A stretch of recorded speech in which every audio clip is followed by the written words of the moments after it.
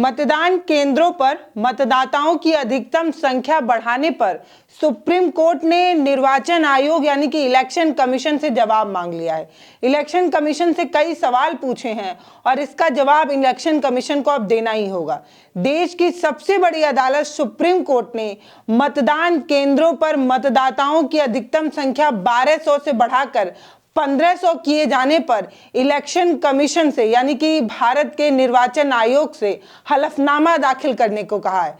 पूछा है election commission से कि बताइए एक बूथ पर कितने ईवीएम होते हैं, बताइए एक बूथ पर जो वोटर्स होते हैं उनकी संख्या कितनी हो सकती है, और अगर वोटर्स की संख्या बढ़ाई गई है तो क्यों बढ़ाई गई है, इसके पीछे आपकी क्या मंशा है और इससे वोटर्स को कोई तकलीफ तो नहीं है। इसका पूरा जवाब विस्तार से अब इलेक्शन कमीशन को देना होगा। दरअसल सुप्रीम कोर्ट में एक याचिका दाखिल की गई, इसमें जो बूथ पर वोटर्स की संख्या बढ़ाई गई है, वोटर्स की संख्या बढ़ाए जाने के इलेक्शन कमीशन के ये जो फैसला है उसका विरोध किया गया है। ये पूछा गया है कि ये जो वोटर्स की संख्या बढ़ाई गई है इसमें इलेक्शन कमीशन की अपनी मंशा क्या है। इस याचिका पर सुनवाई करते हुए सुप्रीम कोर्ट ने चुनाव आयोग से जवाब तलब किया है। ये जो सवाल पूछे गए हैं वो जनता के लिए बेहद जरूरी और आवश्यक माने जा रहे हैं। अब आप सोच रहे होंगे कि इसमें ऐसा क्या है जो आपके लिए बहुत जरूरी है।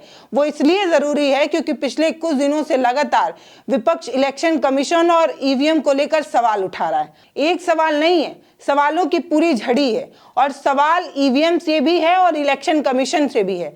ईवीएम पर ऐसे सवाल हैं कि ईवीएम के साथ छेड़छाड़ की जाती है, जो ईवीएम ज्यादा चार्ज होती है उससे घालमेल की जाती है और विपक्ष को इससे नुकसान पहुंचाया जाता है। कई जगहों पर यह तक भी आरोप लगा है कि वोटरों की संख्या जितनी जनता ने वोट नहीं दिया उससे ज्यादा गिना गया है ताकि विपक्ष को नुकसान पहुंचाया जा सके, ताकि विपक्ष को हराया जा सके। ऐसे लगातार सवाल कांग्रेस उठा रही है, विपक्ष की अलग अलग पार्टियां उठा रही हैं। उनके तरफ से ये कहा जा रहा है हरियाणा और खास तौर पे महाराष्ट्र के चुनाव के नतीजे के बाद कि ये जो नतीजा आया है उसका बहिष्कार कर दिया जाएगा। ये जो नतीजा आ रहा है ये जनता के खिलाफ है, जनता ने ऐसा वोट ही नहीं दिया। इस तरीके के शोरगुल के बीच अगर सुप्रीम कोर्ट में इलेक्शन कमीशन से जुड़ा कोई मामला आता है तो ये बेहद खास हो जाता है। इसलिए खास हो जाता है कि कांग्रेस और विपक्ष लगातार आरोप लगा रहा है। हालांकि कांग्रेस और विपक्ष का जो आरोप इलेक्शन कमीशन और ईवीएम को लेकर है वो दूसरा मामला है, और कोर्ट में ये जो मामला चल रहा है वो दूसरा मामला है। लेकिन इसके बाद भी ये दोनों महत्वपूर्ण इसलिए भी हैं क्योंकि देश की सबसे बड़ी अदालत में देश के चुनाव से जुड़ा कोई मामला पहुंचा है, और ये जनता के लिए इतना जरूरी है क्योंकि हम जब वोट देकर किसी को भी सत्ता में बैठाते हैं तो हमारी रोटी से लेकर कपड़ा से लेकर मकान तक सब कुछ उसी पार्टी और उसी नेता पर ही टिका होता है। इसलिए जनता के लिए भी ये बहुत जरूरी है और विपक्ष के लिए भी ये बहुत जरूरी है। तो क्या है पूरा मामला, ये हम आपको सिलसिलेवार तरीके से बताने जा रहे हैं। नमस्ते, आप देख रहे हैं भारत एक नई सोच और मैं हूं पल्लवी। दरअसल मुख्य न्यायाधीश संजीव खन्ना और न्यायमूर्ति संजय कुमार की पीठ ने निर्वाचन आयोग को हलफनामा दाखिल करने को कहा है कि मतदान केंद्रों पर जो मतदाताओं की अधिकतम संख्या बढ़ाई गई है उसके स्पष्टीकरण में आपको क्या कहना है। हालांकि पीठ ने आयोग को फिलहाल नोटिस जारी करने को नहीं कहा है, ये कहा है कि आपके पास समय है और ये समय 3 हफ्ते का है। शीर्ष अदालत ने निर्वाचन आयोग को 3 हफ्ते तक का समय दिया है और इस 3 हफ्ते में हलफनामा दाखिल करने की बात कही है। मतदान केंद्रों पर कितनी ईवीएम होती है, ये जो इलेक्ट्रॉनिक वोटिंग मशीन होती है वो एक बूथ पर कितनी होती हैं, ये जवाब देना है, और ये भी जवाब देना है कि एक बूथ पर अधिकतम कितने वोटर्स की संख्या रखी जा सकती है। मुख्य न्यायाधीश संजीव खन्ना ने कहा कि हमारी चिंता इस बात को लेकर भी है कि मतदान केंद्रों पर मतदाताओं की संख्या बढ़ाने से कहीं मतदाताओं को कोई परेशानी तो नहीं हो रही, कहीं वोटिंग करते वक्त उन्हें कोई परेशानी या कोई दिक्कत का सामना तो नहीं करना पड़ रहा है। लेकिन आयोग को पहले अपने हलफनामे में इस बारे में स्पष्टीकरण तो देना ही होगा कि आखिर उसने वोटर्स की संख्या क्यों बढ़ाई। दरअसल देश की सबसे बड़ी अदालत ने चुनाव आयोग को अपने हलफनामे के बारे में स्पष्टीकरण देने को कहा है, यानी कि 3 हफ्ते के अंदर चुनाव आयोग को यह बताना होगा कि वोटर्स की संख्या उसने क्यों बढ़ाई। ये इसलिए हो रहा है क्योंकि सामाजिक कार्यकर्ता हैं इंदु प्रकाश सिंह उन्होंने एक याचिका दाखिल की थी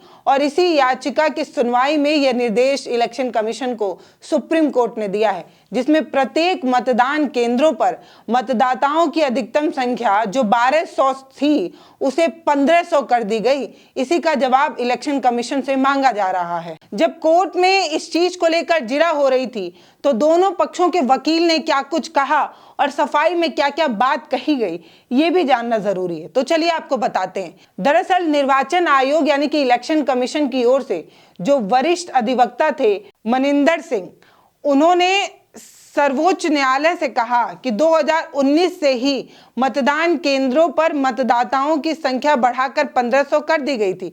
ये आज का फैसला नहीं है, ये 2019 का फैसला है और ये इतने सालों से किसी ने कोई शिकायत नहीं की।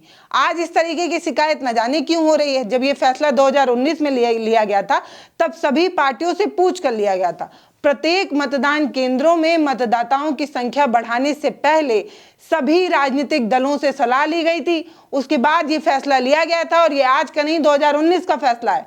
याचिका में मतदान केंद्रों पर मतदाताओं की संख्या जो बढ़ाई गई है, आयोग का ये जो फैसला है उसे रद्द करने के लिए प्रत्येक मतदान केंद्रों में मतदाताओं की संख्या 1200 ही रखने का आदेश देने की मांग की गई है। जो याचिका है उसमें ये कहा गया है कि जो पहले संख्या 1200 थी वो 1200 ही रहनी चाहिए, 1500 नहीं होनी चाहिए। मामले की अगली सुनवाई जो है वो 27 जनवरी को होनी है और तब देखना होगा कि फैसले की सुनवाई में सुप्रीम कोर्ट चुनाव आयोग को क्या निर्देश देता है। सुनवाई के दौरान याचिकाकर्ता की ओर से जो वकील थे, वरिष्ठ वकील थे, वरिष्ठ अधिवक्ता अभिषेक मनु सिंघवी, उन्होंने शीर्ष अदालत को बताया कि मतदाताओं की संख्या जो 1200 से बढ़ाकर 1500 की गई है, ये किए जाने की वजह से बहुत से ऐसे लोग हैं जो वंचित समुदाय के लोग हैं, वो चुनावी प्रक्रिया से बाहर हो जाएंगे, क्योंकि एक व्यक्ति को अपने मतदान का अधिकार, जो मताधिकार है, उसका इस्तेमाल करने के लिए समय मिलना चाहिए। लेकिन जब अगर वोटर्स की संख्या बढ़ जाएगी तो ये समय कम हो जाएगा, मतदान केंद्रों पर लंबी कतारें लगने लगेंगी, प्रतीक्षा का समय बढ़ता जाएगा, जिससे वोटर्स को वोट डालने में दिक्कत होगी, वोट नहीं डाल पाएंगे। इस तरीके की बात वो कह रहे हैं। सिंघवी ने पीठ से कहा कि मतदान केंद्रों पर मतदाताओं की अधिकतम संख्या बढ़ाने का असर संपन्न हुए महाराष्ट्र और झारखंड के चुनाव में देखने को भी मिला। यह असर साफ दिख रहा था। इसका व्यापक असर बिहार और दिल्ली के 2025 में होने वाले चुनाव पर भी हो सकता है। जो बिहार और दिल्ली का विधानसभा चुनाव होना है, उस दौरान भी मतदान करने वाले जो वोटर्स हैं उन पर जो है ये असर पड़ सकता है। उन्होंने चुनाव आयोग से कहा कि आमतौर पर 11 घंटे चलने वाले चुनाव में एक वोट डालने में लगभग 60 से 90 सेकंड का समय लगता है। ऐसे में ईवीएम के साथ एक मतदान केंद्र पर एक दिन में 490 से लेकर 660 लोग ही वोट डाल सकते हैं। इनमें ये कहना चाह रहे हैं कि एक ईवीएम मशीन से एक दिन में अधिकतम 660 लोग ही वोट डाल सकते हैं और ऐसे में अगर वोटर्स की संख्या बढ़ती है तो भीड़ और बढ़ने लगेगी और कई बार लोगों को लौट कर भी जाना पड़ सकता है। याचिका में यह भी कहा गया है कि औसत मतदान जो है वो 65.70% होता है।